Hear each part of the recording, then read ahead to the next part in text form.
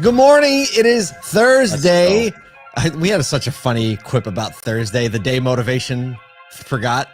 It's October 10th. Today we're talking about GM's model margins, Toyota still being cautious, and why business leaders love to talk about their time in the fast food industry. I thought this would be a good one. There's a lot of tie-ins there. I like that. There's a lot of tie-ins. I'm gonna, I like the fast food thing. We'll give a little context to that. But wait, Thursday, the day that motivation forgot. Yeah, absolutely true. Hold on. Can we pull up the morning email? If you don't know, we produce a beautiful morning email every single day except Sunday in your inbox. And today the headline reads Thursday, the day motivation forgot. But that's okay.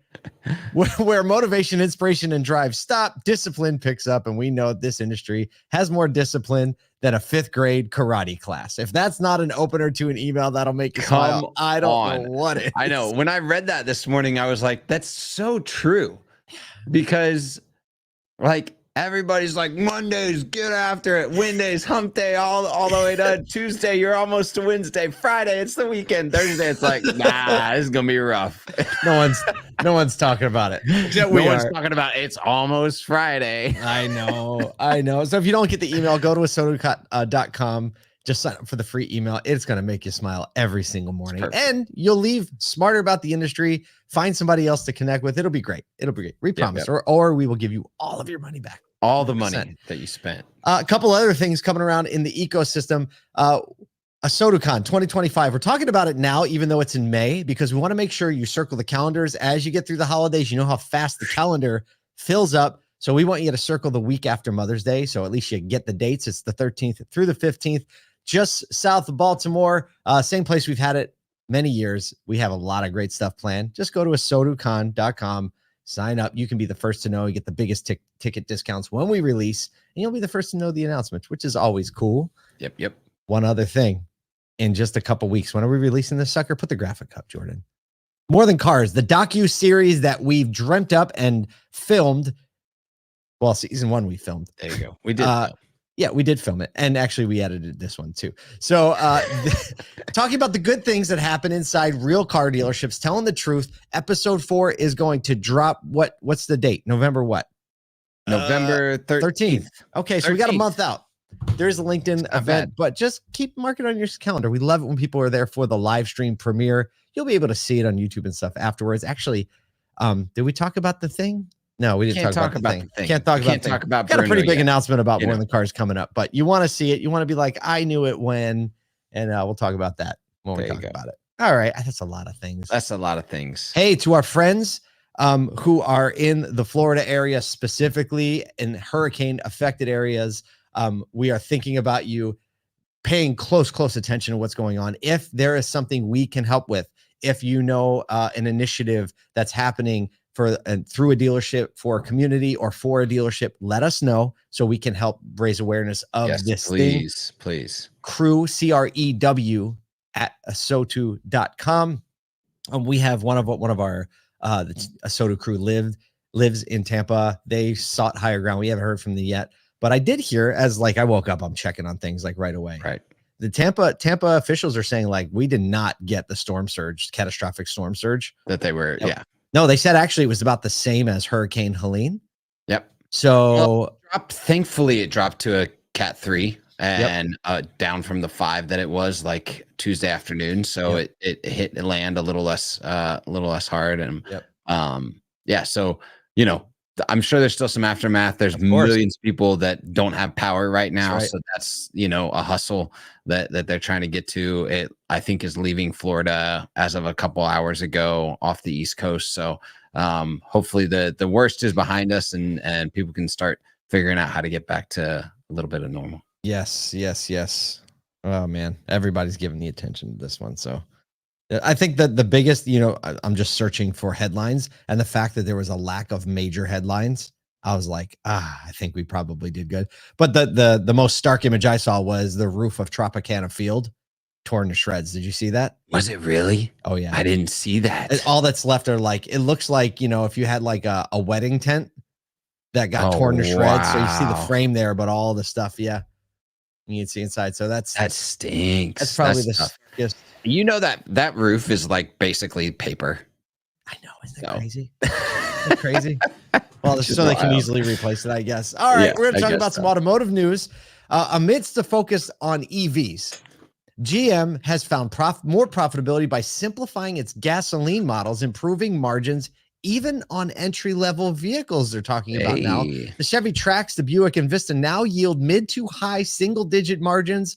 With the 2024 Trax saw a 20% increase in profitability over the previous model. Basically, there are fewer configurations and now more cost reductions driving the gains. GM's projecting a 4% earnings boost for the Equinox and the GMC Terrain, right? The sister vehicle.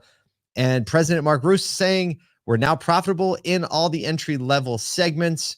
So when everyone's talking about EVs and profitability, they're like, hey, this has actually helped us make gasoline much more efficient and profitable. Well, you kind of have to, because you're trying. Somebody's got to pay the EV bill, right? Pay the EV bill, right? I still, one of the things that some of these newer EVs and newer vehicles have been doing so well, and even some of like the smaller brands, your Subaru, your Mazda, things like that, they've reduced the number of configurations that you can get in a vehicle. And that has to streamline so much. You think about manufacturing, you think about the the ordering process of parts, the storage of the different types of things, getting it wrong, what gets installed, how the production line, like why that's not a greater consideration across, it's like we want to be all things to all people, but if consumers are clear in the fact that they're like, give me 6 iPhones, I will figure out which one I want. Right. That's it.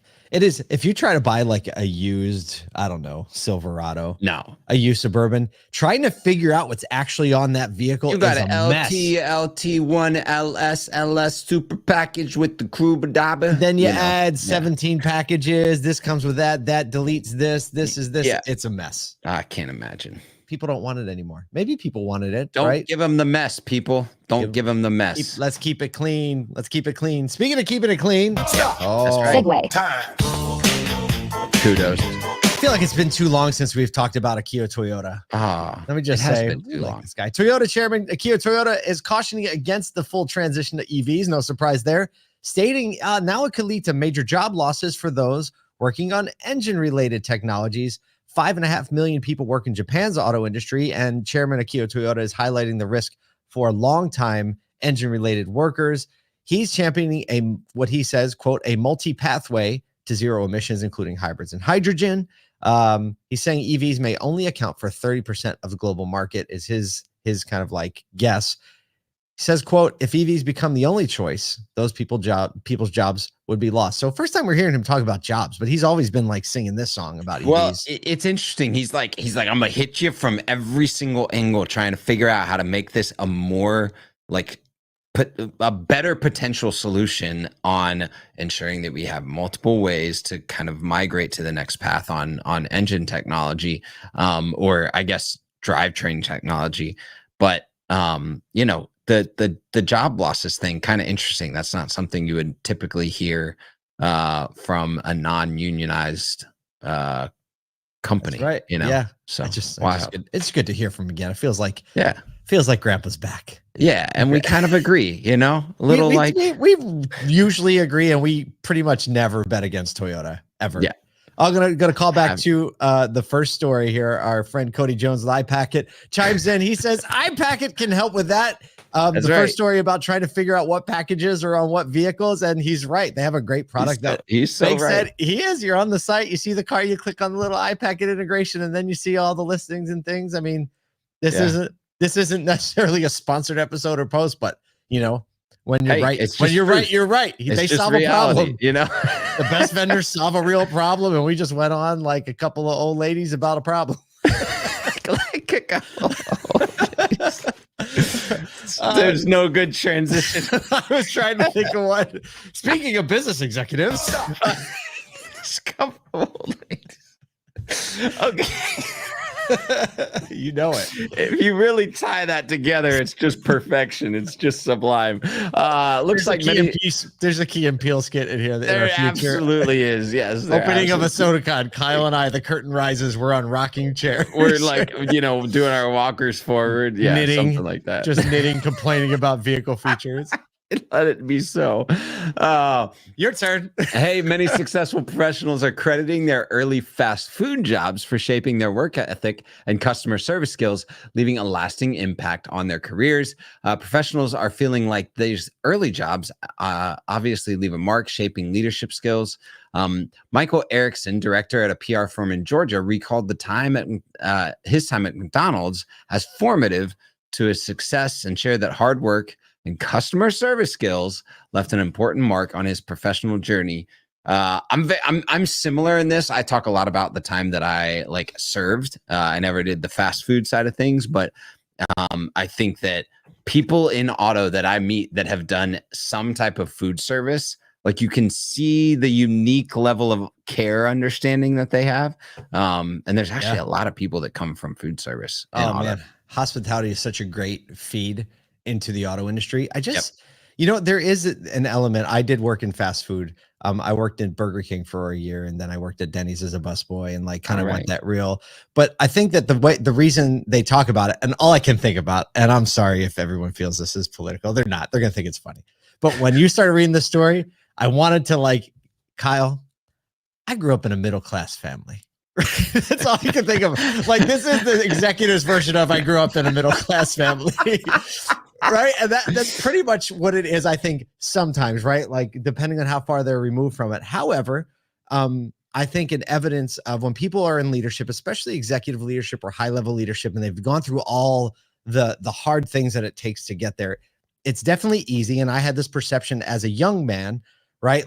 It must be nice, right? You don't understand. And so I think the desire to bring this up is to talk about no, I actually know what it is to work hard. And people think sometimes executive work isn't hard work. It's a different kind of stress. It's a different kind of labor. So, And here's what I love about this in the auto industry. The majority, I mean, vast majority of people in management, leadership, even ownership have done the dirty jobs. Yep. And that's how many times do you hear of started as a detailer? Oh my gosh. All the dang time. All the time. It's funny. I didn't know this as a lot porter till a year ago, and I had known him for a while. But Patrick Abad, general manager of Beaver Toyota, I didn't know that he came into the industry through he was a detailer, right? Not I washed cars for a summer. It's no, the deep detailing. Yeah, that's why. I love that. You look at it. I love. If you ever been to Beaver Toyota and see those cars, you on the front can tell. Line, you check out that reconditioning operation, and that is just a sight to behold. Makes me so happy. Smelling good. Now we're leaving the show, and I smell detailing chemicals, which is my favorite place to be. Listen, we grew up in middle-class families. Hey, I don't know what to say on this show. Go out there, have a great Thursday, everybody. Oh boy, these cars though.